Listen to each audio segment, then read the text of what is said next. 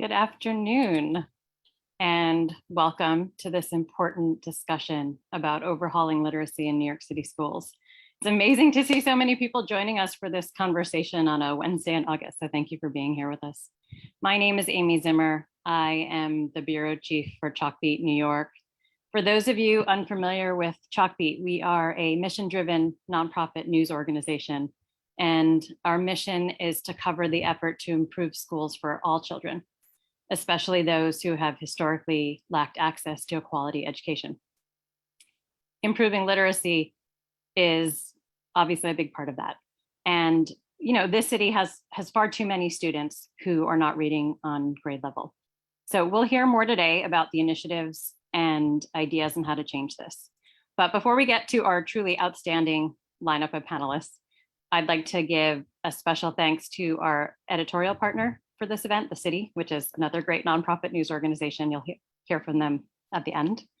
And also a special thanks to our executive sponsor for this event, Lexia Learning. And here's a brief video from them.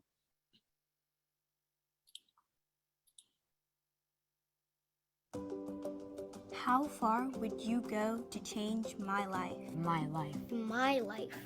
Would you go the extra mile? Stop at nothing until I reach my goal? At Lexia, our mission is to create opportunity for every student through the power of literacy education. So we hold ourselves to the highest standards of efficacy research. Lexia's commitment to gold standard outcome studies and peer-reviewed efficacy research is at the forefront of our industry, all to make sure our curriculum and professional learning programs empower students and educators to achieve their goals. And they do. Success with Core 5 translates into success on literacy assessments for all elementary students. Power Up is up to 5 times more effective than the average middle school reading intervention. Emergent bilingual students using Lexia English perform better in standardized tests, particularly in speaking. Educators engaging in letters increase their effectiveness in teaching foundational literacy skills. We strive to ensure the programs we offer tomorrow will be better than the ones we offer today. Why does Lexia go the extra mile? So I can learn about astronauts. So I can read books to my little brother.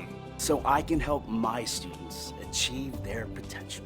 Because I have big dreams.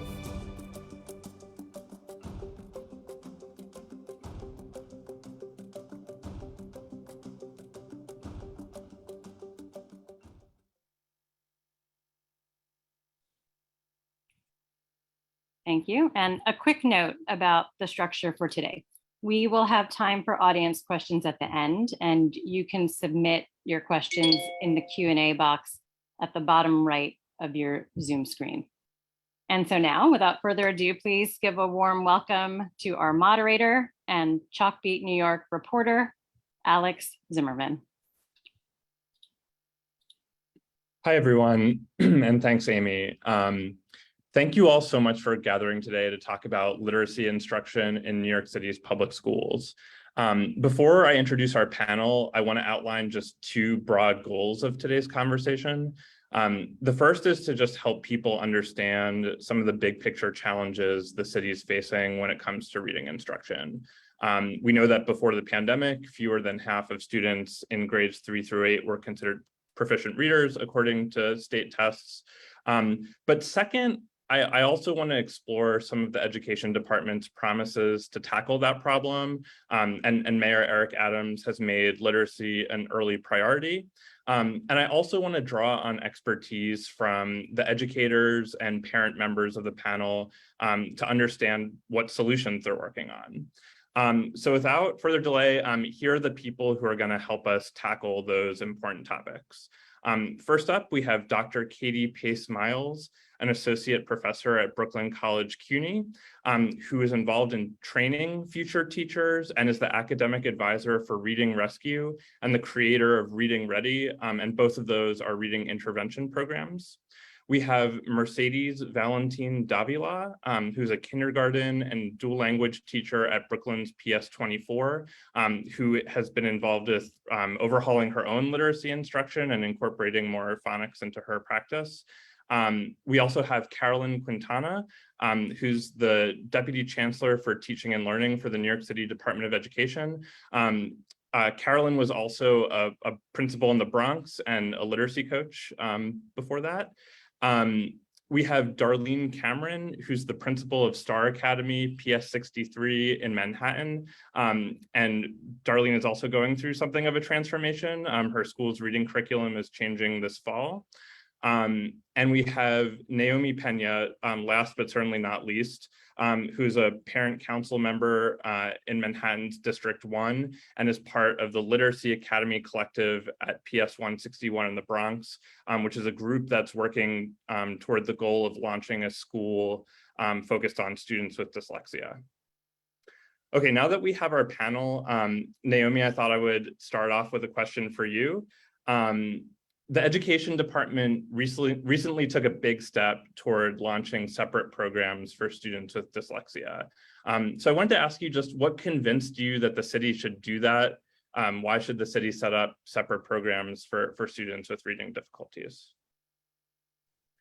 Thank you, Alex. And I just want to give a major shout out to the city and Chalky for doing this amazing panel. And I think the overwhelming interest in this is really a testament to what we all have known for so long that hasn't been addressed. And I'm just excited that we're having this conversation finally. So yes, for me, this has been a personal, really deeply personal mission of mine. I am a mother of four. All my four kids are dyslexic. There's a genetic component. Their father is dyslexic as well, so really dyslexic. My oldest is 22, so I have been in this space trying to advocate for some change for the last 16 years. And just like any diagnosis, there's a continual severity to mild. So it's been incredibly frustrating of having to navigate this world, this system that doesn't really cater to students that are in my home. And for that reason, a group of us have kind of joined forces, a group of moms, the Mighty Moms have joined forces to start advocating for some real systemic deep change. So that's how we formed Literacy Academy Collective. We're a group of 6 moms. Amongst us, we all have 10 kids in total with dyslexia.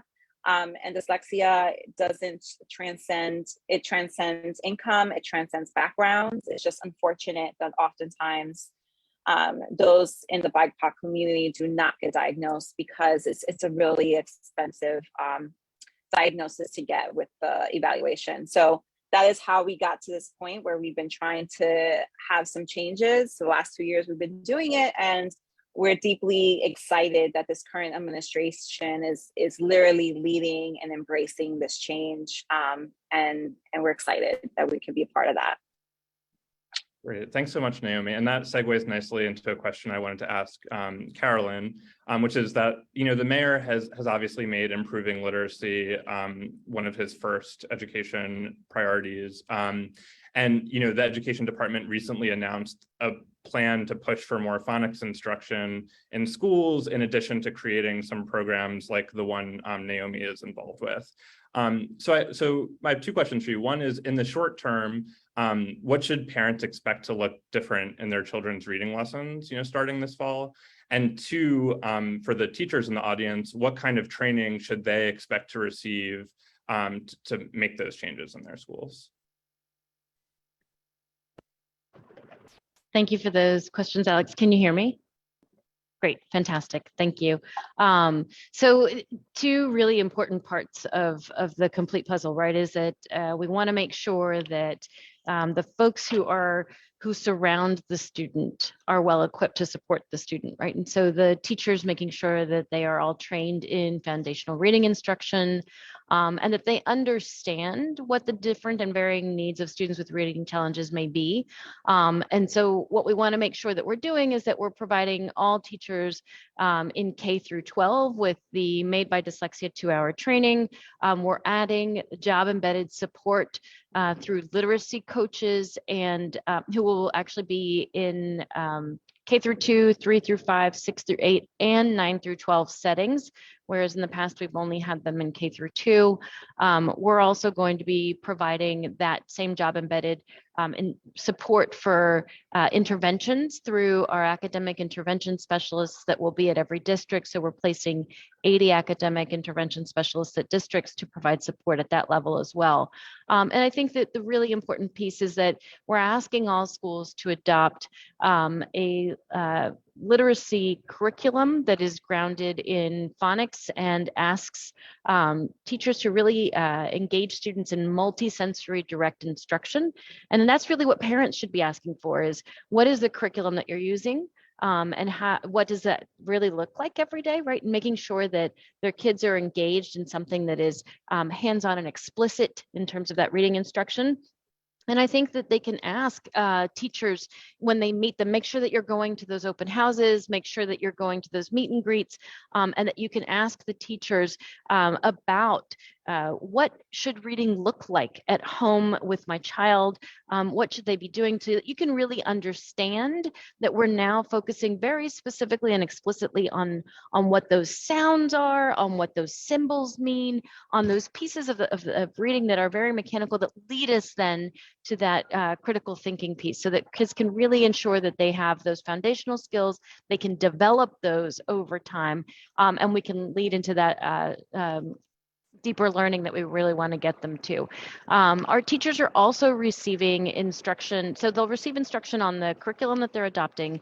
And in addition to that, we have a number of different schools that will be part of a pilot who are receiving additional training on literacy strategies. They'll receive training as well on different types of interventions.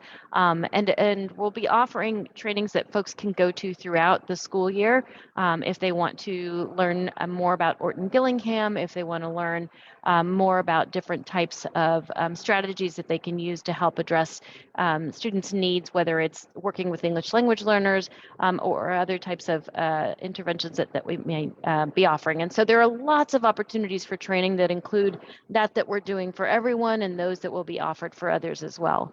And we encourage folks to really participate in those and be part of those. They'll be offered both virtually and in person. Got it. Thanks so much, Carolyn. That's a really helpful overview. Katie, I wanted to move over to you.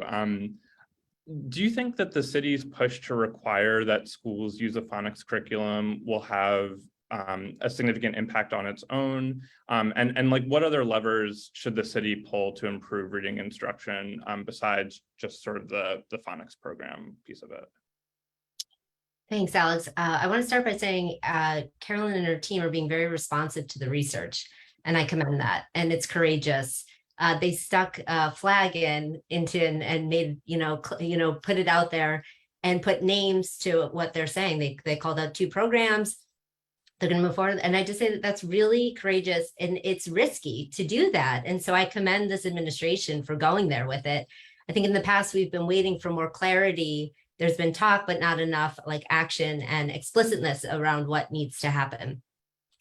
I think that this can make an enormous difference based on what we know from the research.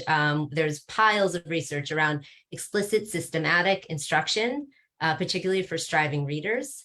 I will voice 2 concerns, and I know they're concerns that Carolyn's aware of. One is the lack of integration that a phonics program can have in an ELA block of time. So I'm sure all of us who understand this field and the intricacies of teaching a child how to read know that you can't just have a phonics program in isolation. It has to be woven into, it needs to become the spine of your curriculum with everything weaving back or around it. And it takes a lot of sophistication to analyze what you have going in your school and what you need and how much you need to meet the needs of your students. My other concern is we're having this incredible conversation and push for the phonics instruction and this beautiful push to support individuals with dyslexia. And Naomi and the Literacy Academy Collective, I'm a huge supporter of your work. I'm concerned about the striving readers in the middle who are not individuals with dyslexia and for whom the phonics program may be coming too late or it may not be enough. And so what are we doing with those individuals? What else can we do? Let me put it that way, for those individuals that are striving readers in the middle of these two conversations. And Katie, just a quick follow-up there. Are there any sort of just initial ideas that you would present there in terms of like what the city could be doing to reach those readers who may sort of fall in between? Oh, sure. I do a lot of tutoring work. So at CUNY, we started CUNY Reading Corps, where we're training pre-service teachers. We this past year, we trained 650 pre-service teachers. For anyone on the call, pre-service teachers are students at the university who are enrolled in a school of education. I think there's a great opportunity to leverage. We did at CUNY, 650 of these individuals, trained them in evidence and research-based programs, and injected them into the Department of Ed with the support of many individuals on Carolyn's team to do this one-on-one support for first and second grade striving readers. These are readers who may not be individuals with dyslexia. Some of them may be. We'll know more once we do this tutoring work and we have evidence from assessments. We can look at this comprehensive profile of the supports these students have received. So that's one really important thing that we need to do, because the urgency it's immediate. It's right now for these students coming out of the pandemic. We can't wait for a school to get going with this phonics curriculum. These students need the intervention straight away. Thanks so much. I want to move on to a couple of the sort of school level folks on our panel. Mercedes, I wanted to start with you. As a kindergarten dual language teacher, how has the pandemic impacted your students, and are you changing anything about your approach to literacy this school year? Hi, thank you, first of all, for having me. I think that pre-pandemic, we noticed that our kids were not getting phonemic awareness. And that was a really big issue and a really big thing. The data showed that we weren't doing really well, and we were trying to figure out what was going on and how we can change, what we needed to change. And one of the things that came up was that we weren't doing enough phonemic awareness. So my principal immediately got us trained on phonemic awareness. So we started there. We have to start at the basics, especially in kindergarten, right? Because, you know, I'm coming from a place where this past year, a lot of our kids didn't have a real pre-K and didn't have a lot of the foundational skills necessary. So we've had to start at the very beginning and making sure that those foundational skills are really set in, so that then we can move on to the other, you know, higher level skills. In my school, we lower grade teachers were all trained in Orton Gillingham this past year. Very multisensory, structured, explicit approach to teaching reading and phonics instruction.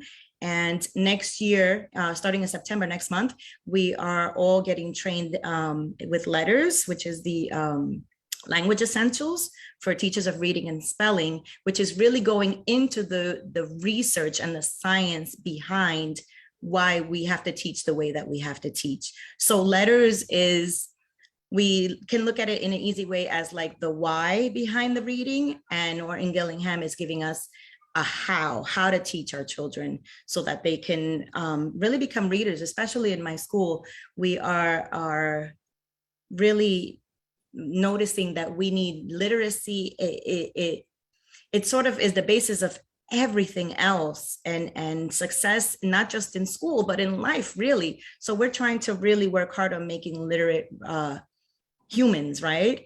And it starts in kindergarten. It starts with using the codable readers, getting that explicit practice, you know, with the skills that we're trying to teach them, and really getting them the support that they need, and really honing in on the things that they do need, and supporting them on that, for sure. Great, thank you. And Darlene, I know that your school recently decided to move away from a teacher's college curriculum that has been pretty popular in New York City schools, but has also received a bunch of criticism from literacy experts recently. So I guess I'm curious, like, what made you decide to make such a significant change, especially amid all of this disruption that teachers and students are experiencing during the pandemic? And sort of like what you're hoping to accomplish by moving to a new curriculum. Well, I believe that, you know, since well before the pandemic, you know, we've had really a lot of a major achievement gap. And so I think that we've always really been looking for ways to support our students. As a school that really believes in equity and being culturally responsive to students, we've been really looking closely at how our students have been progressing using Teachers College. And while we love certain aspects and concepts around it, including independent reading, independent writing, and students really being authentic readers and writers, we did not find the progress that we anticipated with our students. And so we decided that we wanted to make a shift. And we, as a school, our instructional leadership team looked at several different curriculum that were data-driven, research-based, and vetted by different policy groups, research groups that really focus on making sure that these programs are effective and really support students reading. And so as a team, we looked at all of the different curriculum that are offered. And we came down to interreading by Houghton Mifflin, Harcourt, which we found was best suited for our students' needs. We have a very diverse school, not only students of color, but also students with a variety of disabilities and needs. And so we really wanted to be able to find a program that provided grammar. We've done phonics as a school. And so Foundations has been something that we've always used and will continue to use. Spire is some training that we've had, but we really wanted to find a curriculum that would be cater to 100% of our students, as opposed to those small pockets of students that might need extra interventions. And so that's why we decided to go with interreading. I'm glad you mentioned some of the things that you liked about the Teachers College curriculum, because I was visiting a school earlier this year, and the teachers were really wrestling with a curriculum change that school was making to a more knowledge-based curriculum, which included lots of really difficult nonfiction texts.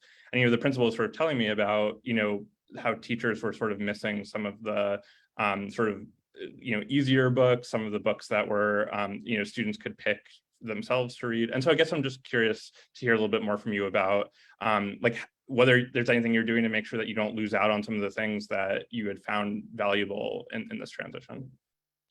Definitely.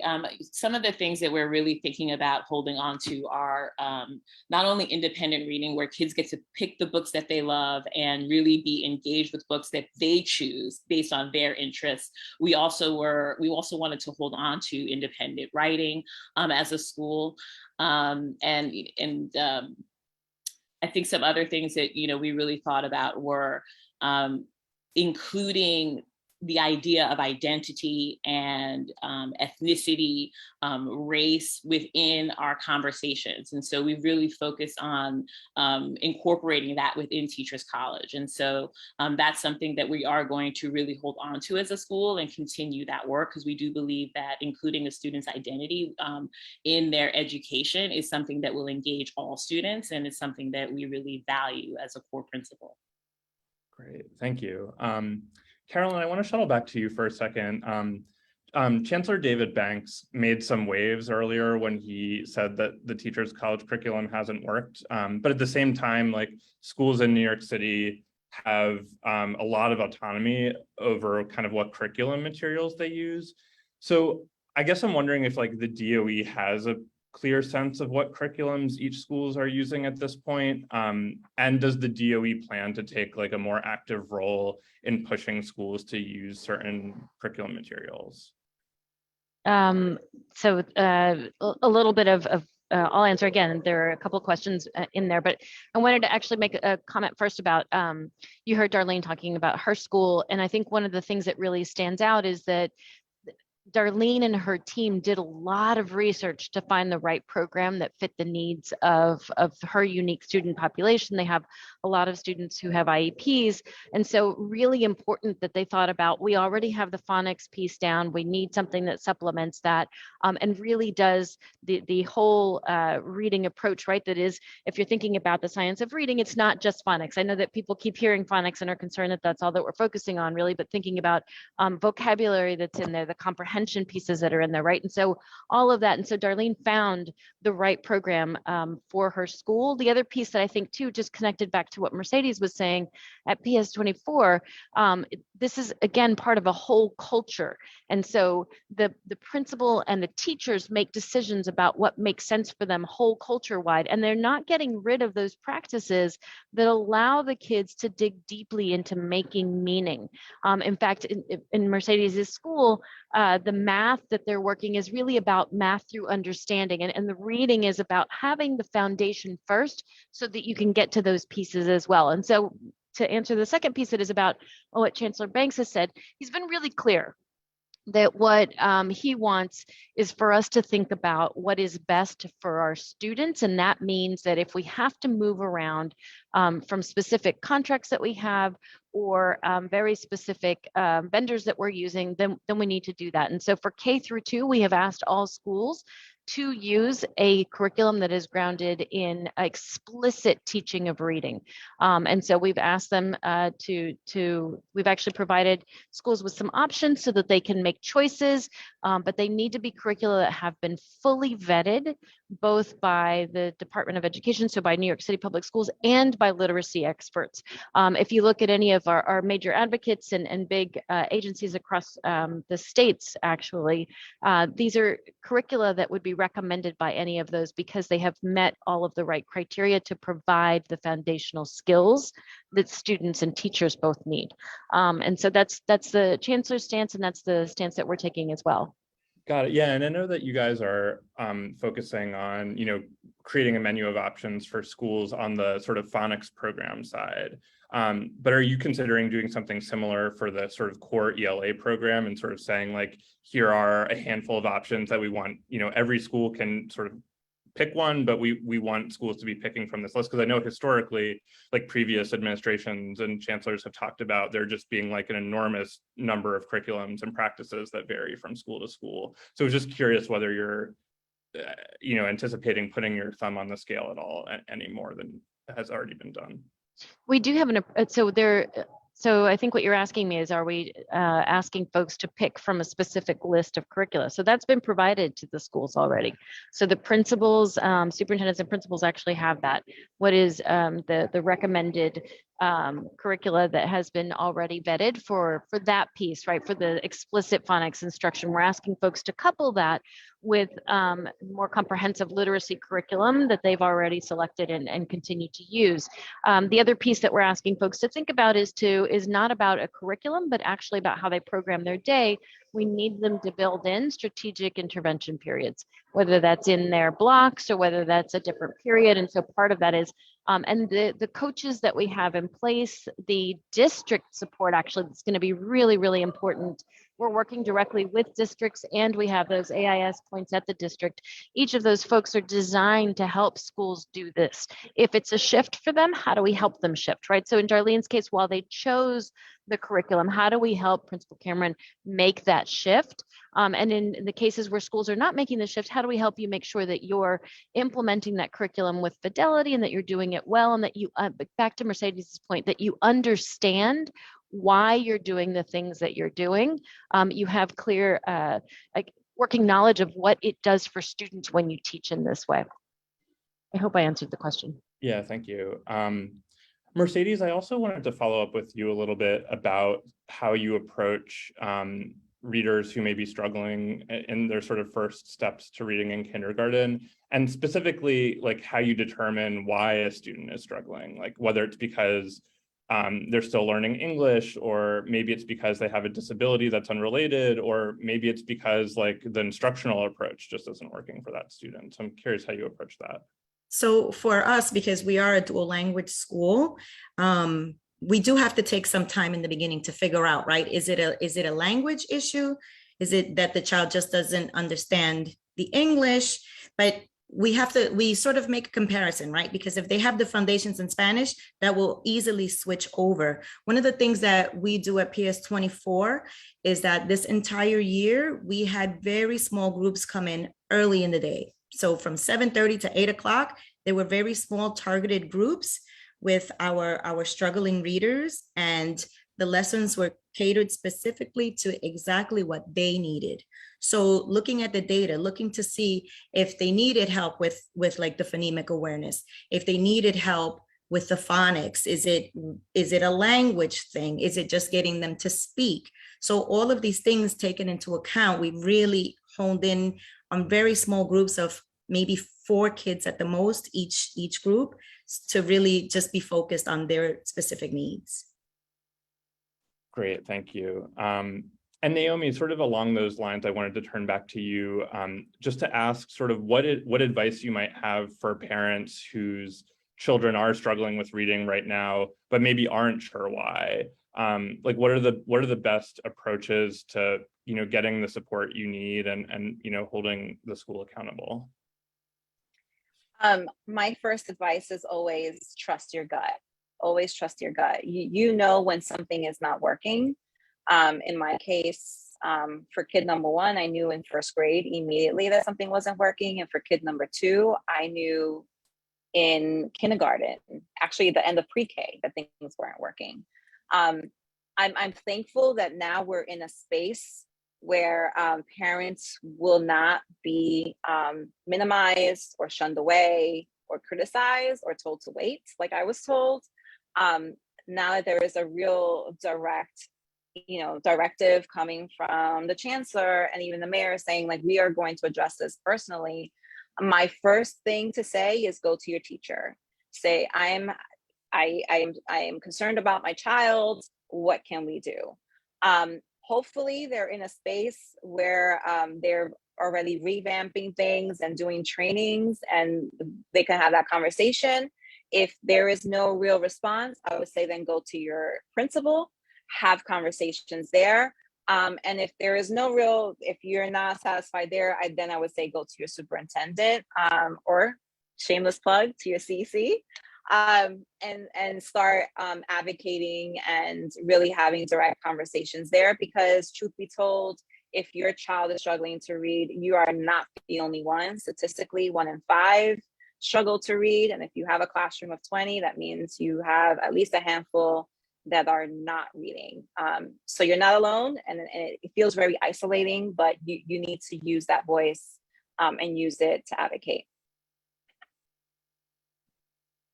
Darlene, I also wanted to return to you for a moment. I know you brought this up in your earlier remarks, but I know that your school has invested really heavily in culturally responsive education, which I think probably requires a lot of work in terms of creating materials for your students.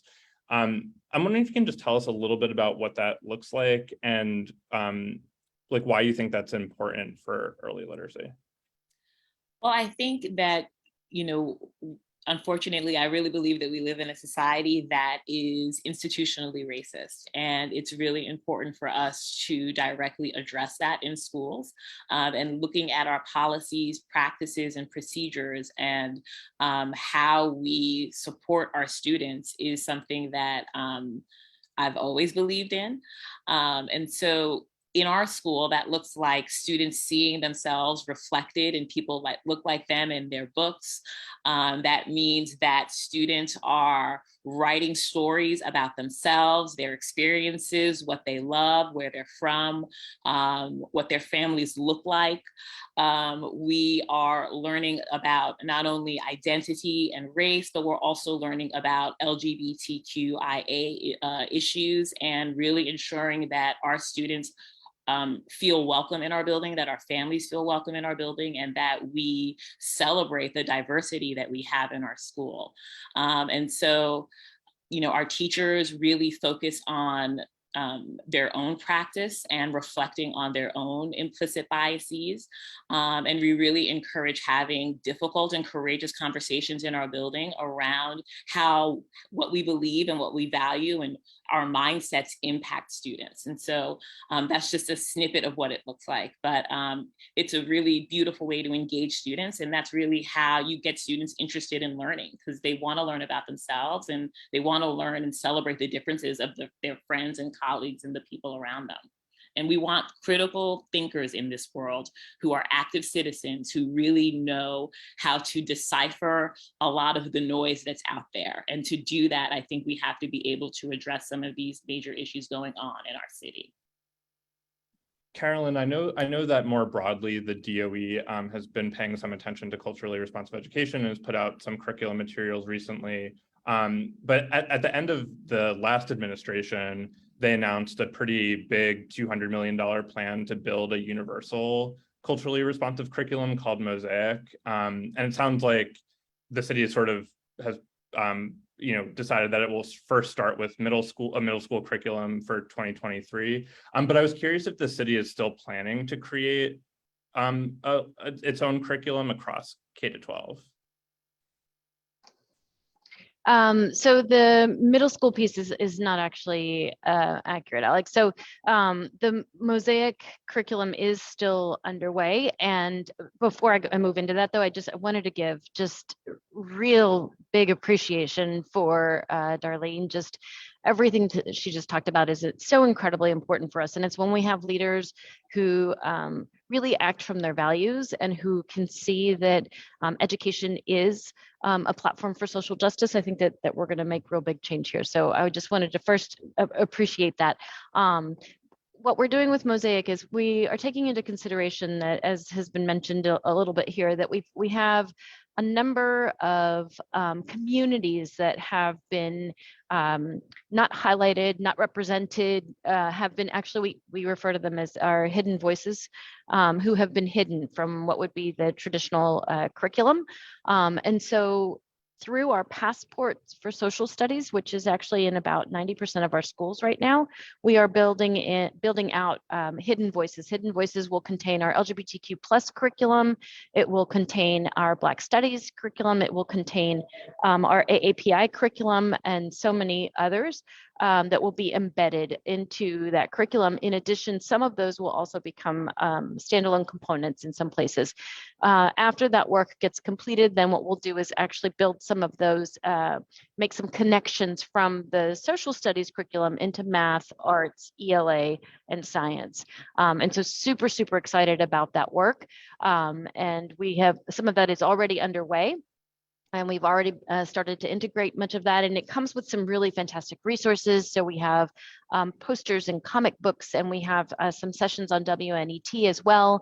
But the biggest piece, and this is the part that I'm excited about the most, is that that Mosaic work is all about CRSE professional learning. And so what does it mean to really build an ecosystem that is designed to support students and to really acknowledge the gifts that they come to school with, and to ensure that we are teaching using a range of pedagogies that will engage our kids. And so just really spending a great deal of our time and effort on the CRSE component of it. And we're even building out a whole CRSE team. And so just and making sure that the folks here at this office, so across our central office, are trained on what it means to be culturally responsive and culturally sensitive, and that then to push into what that looks like for our schools and how we show up. And so really, really important. It's hopefully the largest investment in CRSE across the country. I think we're really excited about the work that we get to do through Mosaic. So you'll hear more about it. I'm sure we'll have some big announcement that goes with it. But we're really excited about the support that schools and districts will receive. And I think I'm excited about all the partners that we've been working with, some really fantastic organizations, still grounded in literacy, because and I think that goes back to the point that Dr. Miles was making, right? That we want to make sure that we're addressing literacy across content areas, across grades, across levels. And part of that comes with really strong curriculum. Part of that comes with making sure that kids see themselves in the text so that they want to really engage in it. And part of that comes with making sure that we're providing interventions along the way and making sure that we're assessing kids to see what it is that they need. Got it. So it sounds like maybe it hasn't been a formal decision yet about whether to move forward on a soup to nuts 612 curriculum. We're starting with the passport. So there's been a decision that Mosaic is this collection of different hidden voices pieces that will be part of our social studies, and those are K-12. Got it. And just want to make sure folks in the audience understand. So for the middle school piece, just help me understand what I got wrong there in terms of it launching in fall 2023. So we're not launching a middle school curriculum. So it's K-12 through Passport to Social Studies, and it'll be these different components. Okay, great. Thanks for clarifying that. Yep, no problem. So Katie, I wanted to move to you. I know that you do a lot of work thinking about teacher training, particularly with teachers who have not yet entered the classroom. So I'm wondering if you can tell us a little bit about sort of what some of the biggest roadblocks are to getting, schools and educators to adopt approaches to reading instruction that line up with the latest research, and what, in your view, can be done to overcome some of those barriers. Sure. So I think everyone on this panel could probably agree the reason we got here is because we weren't really paying attention to the research. Maybe some of us knew about it, but some of us, including myself, before I had access, when I did my PhD, I didn't really know about all this research on the acquisition of reading. I'm happy, I'm not happy to talk about it, but I want to be forthright with that. The field of education has not been connected to the body of research around the development of literacy. That body of research has primarily lived in the psychology journals. So just like any field, like medicine or whatnot, the research comes out in academic journals. Academic journals can live somewhat in silos. There's incredible research on oral language development and foundational literacy skills. Again, those are living oftentimes in speech language journals, cognitive psychology, neuropsychology, and educational psychology. And so that's one of the big issues here is when you go to university, either for your undergrad or your grad, your own professor may not be trained in research on the acquisition of literacy. And so really as a state, I don't even want to call it the city on this, as a state, we're actually behind many other states on ensuring that our professors who have access to pre-service teachers are well versed themselves in this research and that they're disseminating the research. I really feel that as an academic, it is all of us have the roles that we play here. My role is to disseminate this research and to provide translational opportunities for the students who are either in undergrad or graduate coursework. That translational piece of fieldwork, I think, has been a critical part that in higher ed, maybe we have tried, but I don't think we've done enough with that, the opportunities we have with fieldwork to make sure it's something that fulfills the requirements of the course, trains students in something that is aligned with research, and also supports the community that the university is in. We should be going back and giving some kind of high quality, high impact, high dosage something to these students. It's what's best for the university students as well. Yeah. Great, thank you.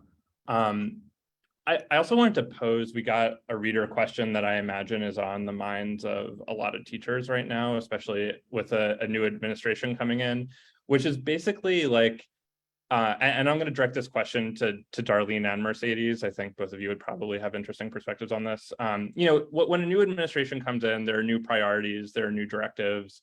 But I can imagine that can be difficult for schools and teachers and principals to sort of figure out how to implement them. And so I'm wondering sort of how you mentally prepare for that. One reader sort of put it as sort of like one more change fatigue, like one more thing to sort of figure out for your classroom. And so I'm wondering how you think through that reality. I think that for me, especially, I feel like for many years, we've been trying to figure out what is it that we're not doing right? What is going on? We're following everything that we're told to follow. We're doing everything that we're asked to do, and yet we haven't seen the progress of our students. I think personally for myself, I had to really take a look at that and actually go to that research and do a lot more reading on my own just to figure out like what it was. It just so happens that it's at the same time that all these changes are coming around. I think change is great. If something that you are doing is not working, let's change it and let's figure out something that will work in its place. I think that we can't stay in a place where it's like, it's not working, but we're going to stay there. So yes, it is another change, and yes, but we are committed. That's one of the beautiful things about teachers and about the being in education, is that we are in this field because we are committed to really getting our children to improve. And that's really the most important thing. So if we have to change something, we change it. So I'm going to be starting my 16th year as an elementary school principal. And so the idea of change is something that, I'm very, very used to.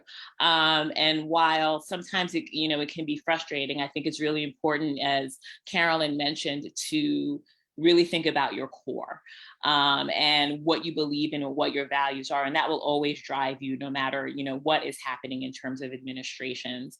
I also, similarly to what Katie was saying, as a principal, I did not feel like I was equipped to support our students with special needs.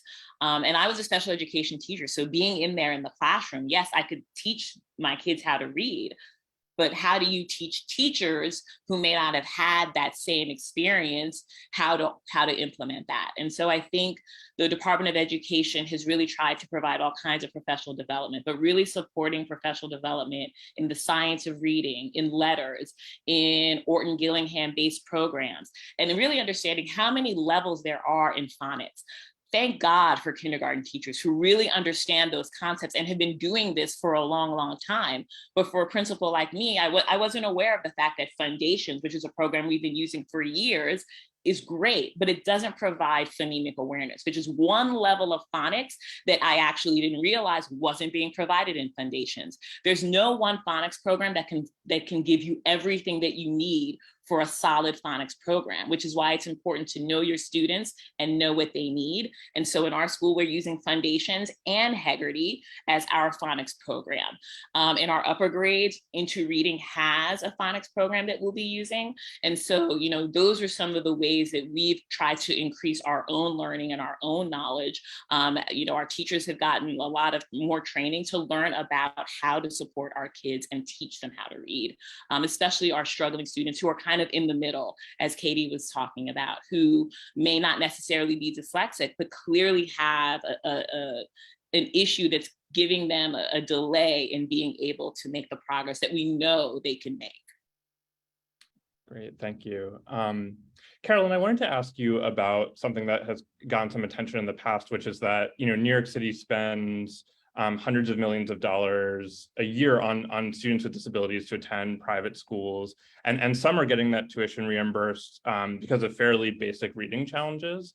But, we've done reporting, and other outlets have done reporting about how those, access to those private programs and navigating the system for getting tuition reimbursed can really hinge on having time and money to secure legal help and advocacy to sue the city for reimbursement. So I'm wondering if there are things you think could be done to change that process to make it fairer for low-income families, and if that's something that you all are working on. One of the things I think is really important to consider is that part of what we're doing here is to improve the system as a whole. If we start with putting in the right curriculum in place, if our teachers receive the appropriate training, if students are receiving the interventions based on what the assessments tell us that they need with the right dosage, and we're seeing improvements, then one, will reduce the number of referrals over time that we need, but two, we won't need as many students to actually go to get secondary assessments and then have actual diagnostics and have to go to other placements, right?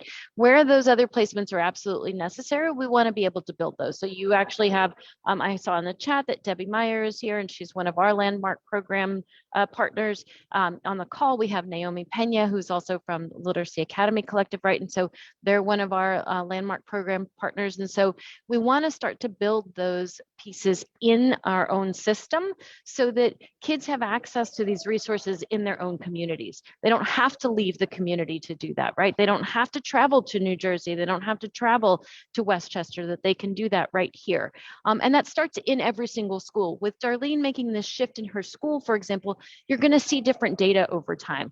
Mercedes is probably able to tell you about the shifts that she's already seen in her classroom with this instruction.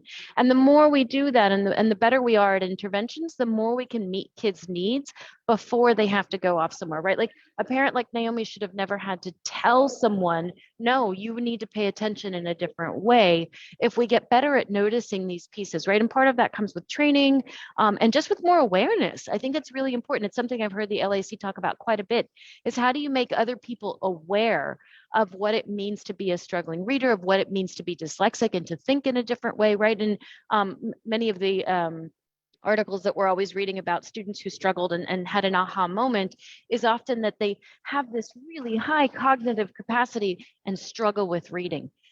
To sit in that body must be incredibly frustrating for students. And it's really upsetting as a parent to have to watch that, right? And so we want to make sure that we're addressing those needs within our own system, and that we can own the challenge of systemic change. Absolutely, it's really difficult to do. We need all of these partners. We need folks to help us with it, and we need researchers who can help us think through the questions maybe that we haven't thought about, or to poke holes in some of our plans so that we get it right over time. And that when we do that, and we do it with the community as well, then we'll actually get to a point where we don't have to worry about that question anymore. Great, thanks so much. And so now I'm going to move into some audience questions before we wrap up, since we have a few minutes left here. The first comes from someone named Martina, who asks if there's going to be sort of accountability for the years of sort of Teachers College reading and writing project implementation. She's saying that, you know, some schools hadn't really committed to phonics for many years and are now, you know, being asked to, you know, pay for a new phonics program. Teachers College sort of fell short in teaching generations of students to read and write, and the city is still spending money on the curriculum. So whoever wants to jump in on that one.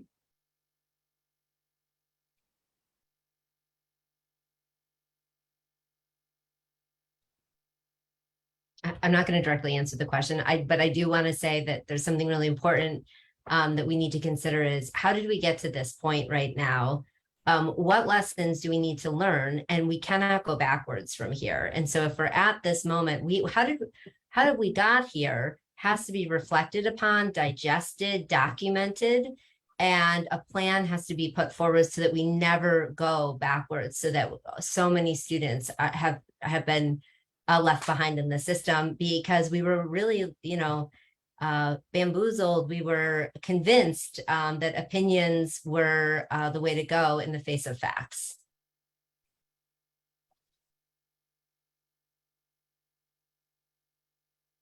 We have another question from Nancy about how these changes are going to affect older students, particularly those in high school who may not have had their reading disabilities identified during elementary school, especially during the pandemic. We know special ed referrals were way down. And maybe this is a good question for Carolyn, sort of what the approach is going to be for older students who have big reading challenges. Sorry, I have a find mute button challenge sometimes. So, Don't worry about it. Great. I think it's an important question, right? And that's the one that we're very concerned about, is that it's easier to say K through 2. We know we have very specifically a curriculum that is in place. We know that we're building those reading skills to begin with. In higher grades, we want to make sure that we're not missing kids who may have already missed that opportunity. And so really important for us are those screeners. With those screeners, if administered with regularity, we can determine kids who are not making adequate progress, and then we can provide interventions. And if they do not respond adequately to the interventions, and making sure that those interventions are correct, again, we've got supports that we're building in very intentionally. Those interventions then lead us to see if this child now makes progress with these practices in place. Fantastic, we met this child's needs. If they still don't, then perhaps we need a secondary screener, some sort of another assessment that lets us know, is there a greater need here? And does this child now need to be referred to either really specific services and supports, or are we looking at potentially a program that we need to build, right? And so there will be places where we're already having conversations about looking at middle school placement or middle school programs, rather landmark programs, not unlike those that the folks on this call we've already talked about. And so that's a possibility, right? But we want to make sure that we're not also jumping right in to say every child needs to be screened for dyslexia or every child needs this special intervention, but that a lot of our kids, I think I actually saw it in the chat, that a lot of our kids have missed instruction. So how do we make sure that we're all aware of what it means to help kids gain those skills that they may have missed, and then that we have the right interventions in place to help them?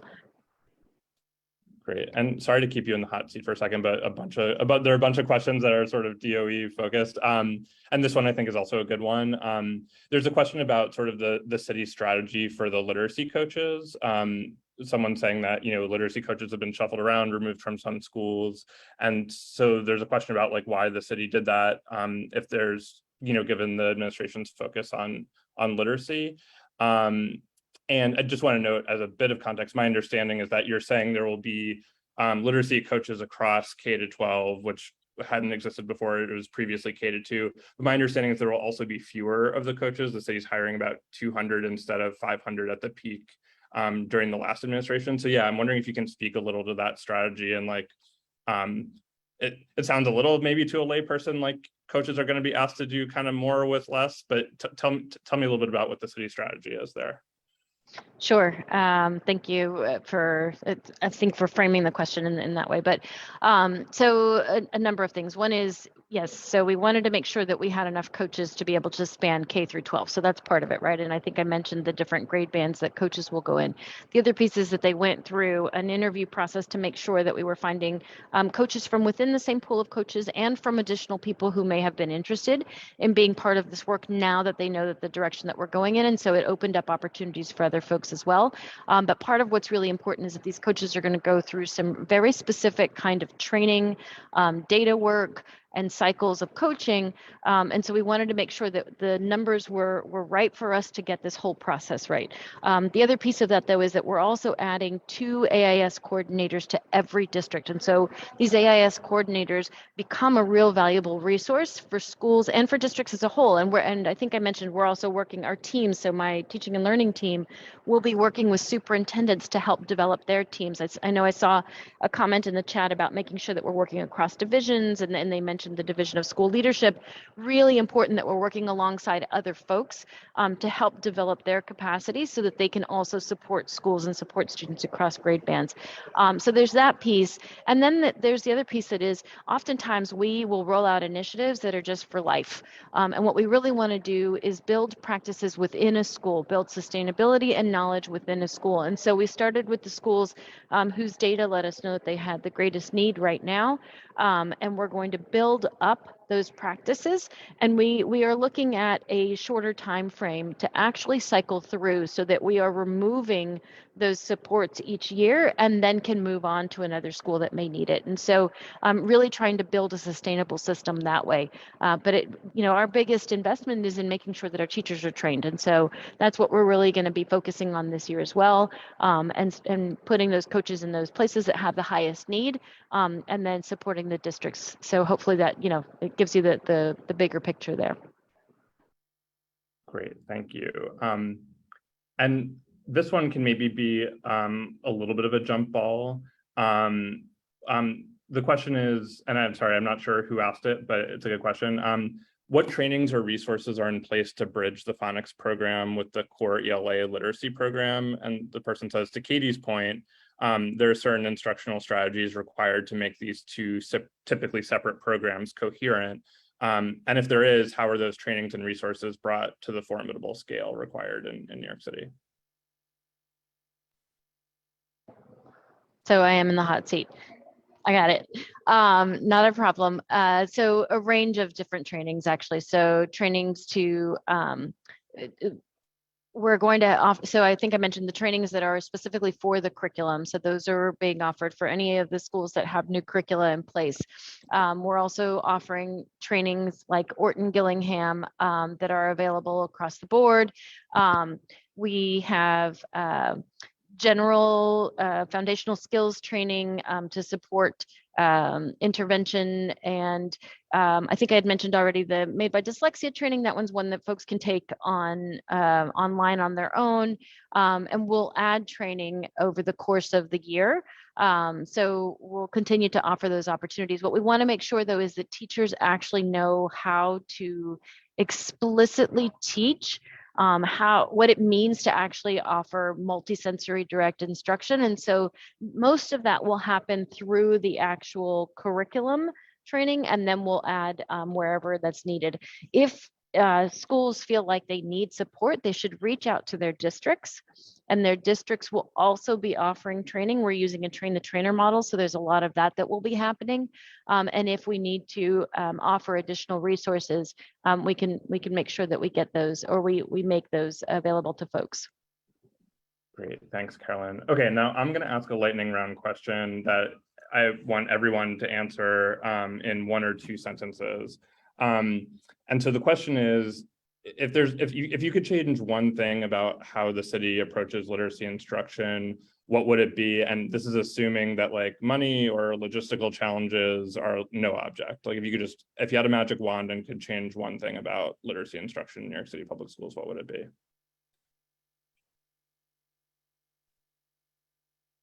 So I could start. I think that, if we had all the money in the world, that we would be able to pay teachers to maybe come in, a week or 2 earlier than they do right now at the end of the summer, and receive the kind of, intense literacy training that that they're all craving. I think, it can be challenging to have the amount of time that needs to be dedicated to providing with that kind of training. And I think administrators could also use that kind of training and support. And, when I think about some of the things that I look for, it's really, I would love to have a very well-trained literacy coach in every school, and a reading specialist that can really support students that have diverse needs. And while it's essential that we support our dyslexic students, there are a lot of students who are not dyslexic who really, really need that additional support. And so really being able to provide additional people who have the training is really essential, I think, to improving. And I do think that, having a culturally responsive curriculum and really incorporating student identity is really key to engaging students and increasing their participation, love, and curiosity, and just the joy of being in school. I'll jump in and I'll just say much to what Darlene said. The model that we are championing at Literacy Academy Collective is every single person that touches the child will be deeply trained, from the principal down to the PE teacher. It's going to be trained in structural literacy, because literacy is everywhere and in everything. And it's deeply important that they understand sort of the science behind it. That I hear so many teachers when I talk about structural literacy, and the minute I'm hearing that they took letters as a training, they're like, I learned so many things around the science of reading and how reading is developed in the young mind. It's, one thing that people don't realize is that learning to read is a rigorous activity, and it's even more rigorous if it's not your native language. So it's really deeply training these teachers, administrators, teachers, superintendents, everyone that touches a child. I would even go further a little bit and even involve some parents, because like I said in the chat, there is a deep genetic component to this. If your child struggled to read, there's a high likelihood that the parent has struggled to read. And I know tons of parents, including in my own home, my kid's father, who is deeply dyslexic and struggles. So how do we address that? How do we incorporate them? Because right now the model is a little bit of shaming the parent, saying, are you reading to your child? You're not reading enough. So it's also changing the modality of how we interact with parents, not putting shame on them, but understanding that we're in this together and we want to lift your child up and also support you in any way. If I had that, that'd be my wish. So make that happen, Carolyn. Well, I mean, the challenge did start if we had all the money in the world. So I would absolutely, right? And I think I'm in total agreement to make sure that, and I think something you said, Darlene, is really important. It wasn't just that everybody gets the training, but that they have the time to learn it, to plan into it, to be ready for it, right? So that's a money and some other things piece that goes with that. But I think that that's really important. And that, Naomi, I love that you built in and parents, making sure that they're part of that process as well. And I think I've seen it in the chat quite a bit, is how do we make sure that we continue to support students when they leave the classroom, and that there's a piece that is about parents as well. And I think I saw it in the chat too, super important. This is not just about teachers being trained. This is about leaders being really well aware of the practices, of the needs, right? Like leaders need to be part of this too.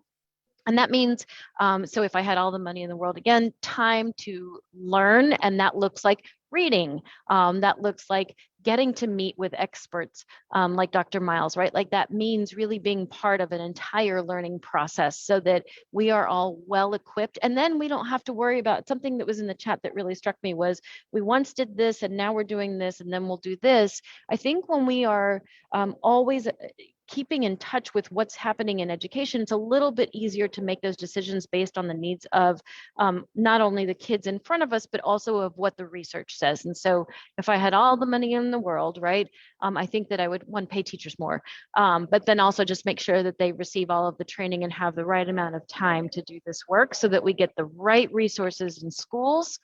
And because we don't have all the money, then we're taking these steps to make that happen over time and with the support of our community, because that's how we'll affect change. And it needs to happen through the core, through what happens in our classrooms every day. We are absolutely bringing in additional resources like tutoring, and we want to continue those partnerships that we have across the board, and we're actually building out some of those pieces, but most of that shift is going to happen in the core. And so we need to make sure that we're addressing it there, and that this is one of many things that we're working on. This is not the only thing. And so just also working alongside other folks to make sure that we're getting it right. So thank you, everybody. I appreciate it. And I appreciate everybody on this call. I'm in awe of the work that you do and how hard you have each worked to make sure that we're paying attention to literacy in the right way. So thank you.